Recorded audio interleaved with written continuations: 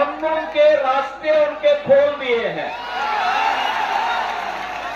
लेकिन हमारी सीता मैया से जुड़े हुए बिहार की धरती पर कोई मारी और सुबह फिर से सिर न उठाना पड़े, उठा सके। लेकिन जब मैं उस दिन आ रहा था तो बड़ी भारी बारिश शुरू हो गई थी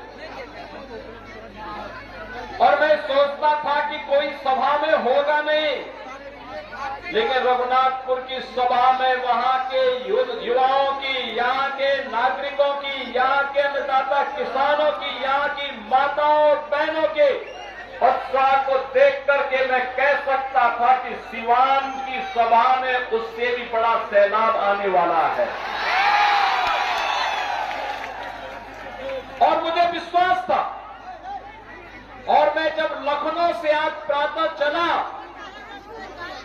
तो लोगों ने कहा कि सिवान में लोग नहीं आएंगे।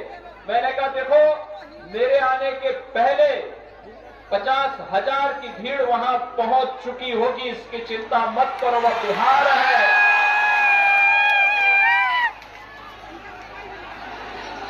ये छोटे मोटे आंधी तूफानों से कोई बिहार के वासियों से टकरा नहीं सकता है। बिहार का नौजवान देश और दुनिया के अंदर जहां कहीं गया है, उसकी बुद्धि, उसकी मेधा का लोहा सबने माना है। लेकिन अब समय आ गया है, समय आ गया है। पिछले 20 वर्ष में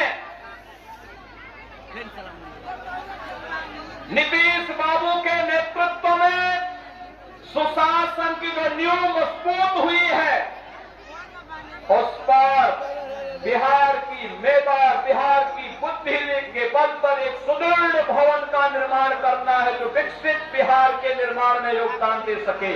और इसके लिए आपका आह्वान करने के लिए आज मैं वापस यहां पर आपके बीच आया हूं। बहन और भाइयों, ये सचमुच जब हर व्यक्ति घबराया है बारिश में क्या होगा, तब भी आपने उत्साह दिखाया, आपने दिखाया। सचमुच ये अभिनंदनीय है, स्वागत योग्य है। और इसीलिए मैं आप सभी का, सिवान वासियों का हृदय से अभिनंदन करता हूं, स्वागत करता हूं। बहन और भाइयों, आपने देखा होगा कहीं कोई मजमा लगता है ना, तो मजमा में बहुत सारे लोग आ चुके होते हैं। अपने अपने तरीके से वे वहां पर लोगों की आंखों में धूल झोंकने का काम करते हैं। लेकिन याद रखना, जिन लोगों ने बिहार के सामने पहचान का संकट खड़ा किया था, जिन लोगों के कारण सिवान वासी है और दहशत के माहौल में जीने के लिए मजबूर हुए थे, उन लोगों को दोबारा बिहार में वापस आने नहीं देना है, किसी भी हालत में नहीं आने देना है। ये लड़ाई केवल सत्ता प्राप्त करने की लड़ाई नहीं, बिहार की अस्मिता की लड़ाई है। बिहार के आन मान और शान को, बिहार के गौरवशाली परंपरा को पुनर्प्रतिष्ठा प्रदान करने की लड़ाई है।